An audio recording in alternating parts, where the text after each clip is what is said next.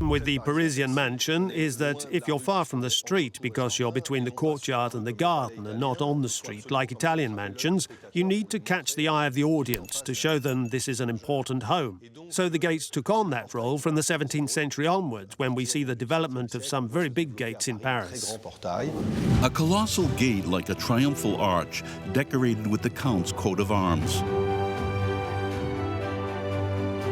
On either side were two pairs of Ionic columns, a privilege reserved for blood princes, framing a heavy wooden door.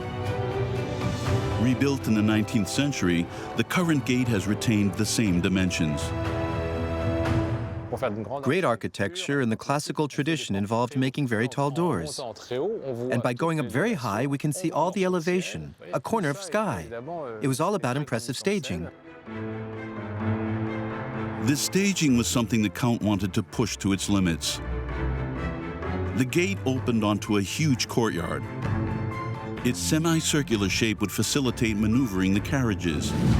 On either side, two service courtyards would welcome the staff quarters, the kitchens, an orangerie, and some huge stables. 50 horses was a huge number. You need a groom for X number of horses, and you'd have to pay them, you'd have to feed them, etc. That meant some considerable expenditure in terms of energy and money. The more rooms you had, the more important you were. It's a bit like the number of staff you had in your home. It was a very important social marker.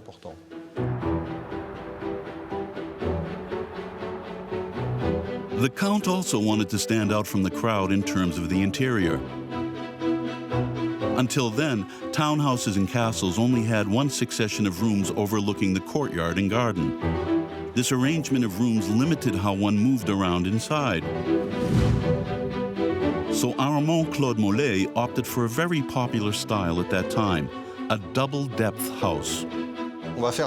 They made two constructions back to back. In the middle of this double house was a big dividing wall that had doors through it. So there were rooms on the courtyard side and rooms on the garden side. And you could move around through these rooms, creating more complexity and subtlety in terms of how the rooms were arranged.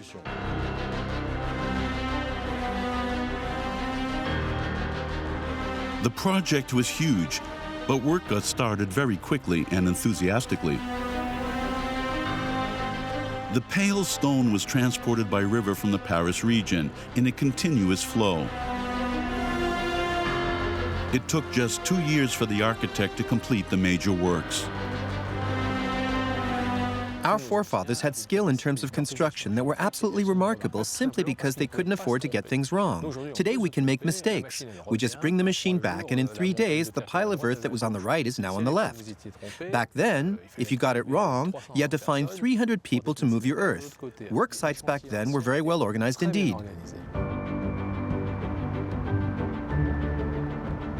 On December 14, 1720, the Count inaugurated his mansion, keen to lay out his riches before Paris society.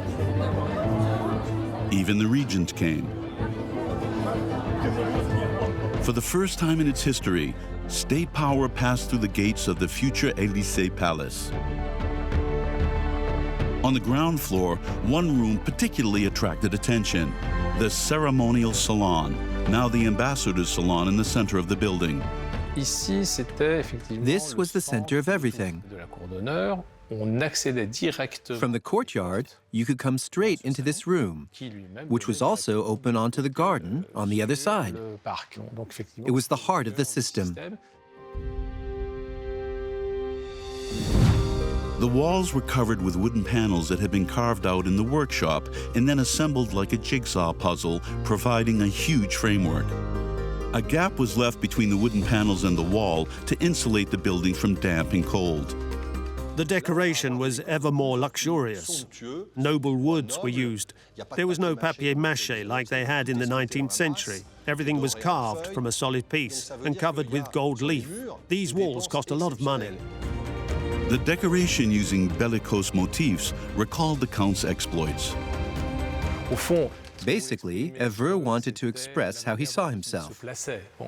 He loved war. He loved the arts. He was the complete man.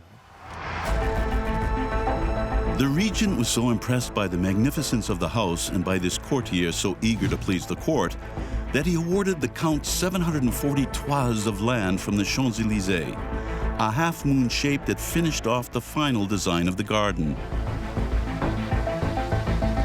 The operation was a success. The count was delighted, but his young wife less so. This woman, whose dowry had been the Count of Évreux's ticket to the court, was horrified to discover the apartments on the first floor that were reserved for her.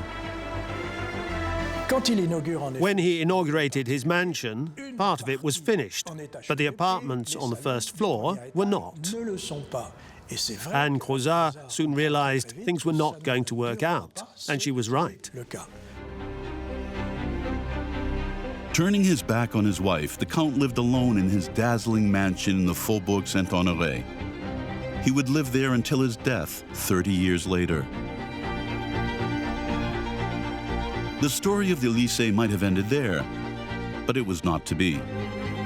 This building seemed to have an uncanny pull that would continue over centuries, an ability to attract the powerful, and as such, its fate was forever linked to that of France.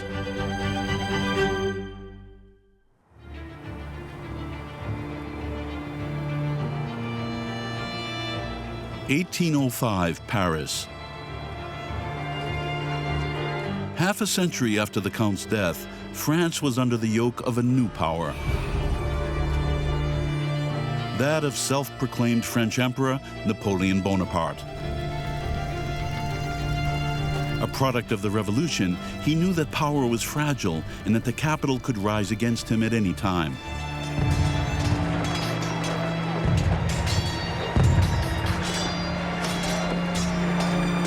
He began weaving his web in order to secure his hold over Paris.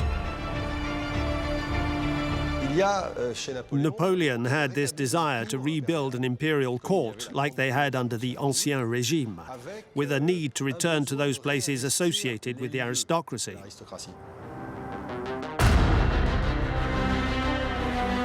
Napoleon wanted to set up his entire court in the mansions lining his palace at Les Tuileries. His sister Caroline and his most faithful comrade-in-arms, Joachim Murat, would have prominent positions. Murat was a military man.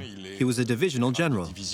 He was known for his sumptuous adornments. Even on the battlefield, he'd be covered with furs and jewels.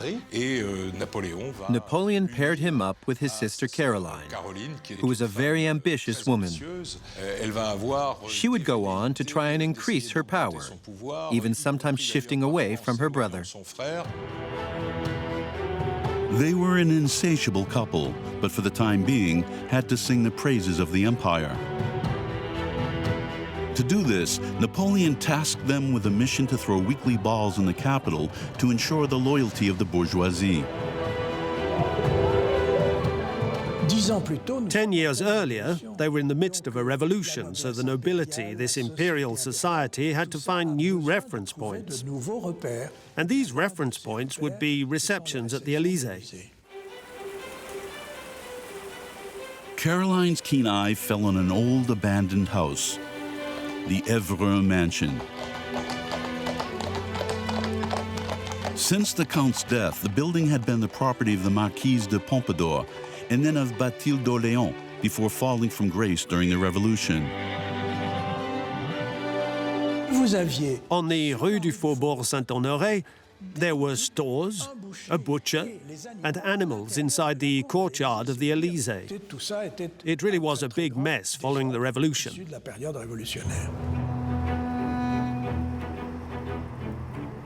The mansion had lost its splendor, but was still the largest townhouse in the capital.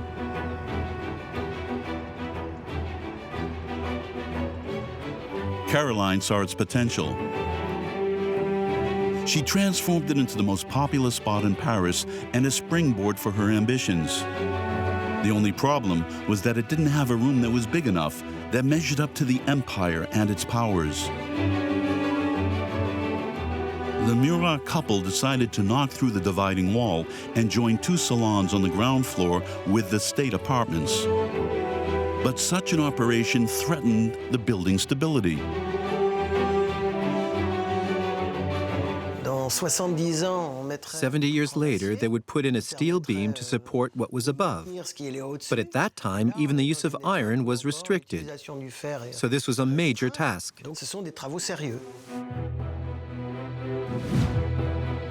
To stop the western part of the building from collapsing, the architects propped up the ceiling to support the weight of the whole structure. The wall was then knocked down and a beam set between the dividing wall and the outside wall. This dangerous work revealed a significant fact. The Élysée was never built to become a seat of power. One should not forget that one was taking a townhouse, a very big one at that, and turning it into a very important place of power for receiving guests. But it wasn't enormous, so they didn't know where to put the musicians. In the end, they put them outside, where there was a kind of stage, so that the entire room could be given over to the dancers. You can imagine having women here in their crinolines. You wouldn't be able to fit that many in. But a major difficulty for architects remained.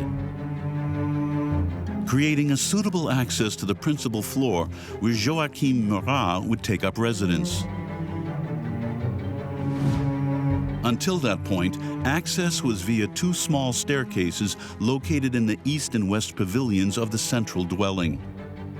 The fact that the house did not have a staircase during the whole of the 18th century is something totally atypical for a Parisian townhouse, and one might imagine that for Murat it was absolutely unthinkable not to have a ceremonial staircase.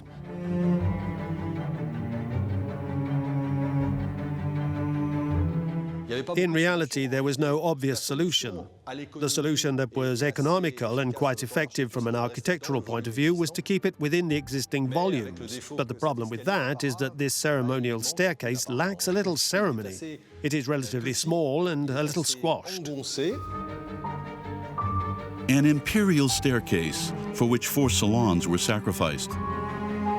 Modest in size, this staircase had to strike the visitor in terms of its decoration. A railing cast in lead, with chiseled foliage, in a choice of motifs that today have been lost, but which celebrated the empire and the house's extravagant owner.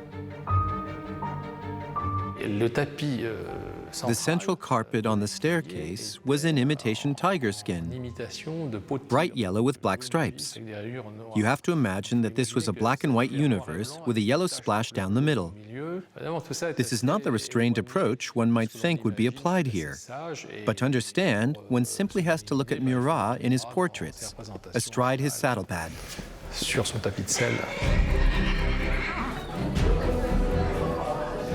On December 1st, 1806, a lavish reception marked the end of the work, which cost more than 2 million francs.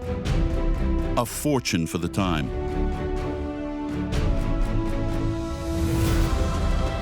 In the Murat Salon, 4 paintings depicting ancient symbols such as Trajan's column, the Tiber, and the Nile were like propaganda for this princely couple. On a par with the Roman Empire, and on a par with Napoleon. The Murat were doing the receiving, so naturally this helped extend their own influence. But Murat only existed because of the emperor. Naturally, he believed that he existed in his own glory, which he gladly displayed. But without the emperor, there was no Murat.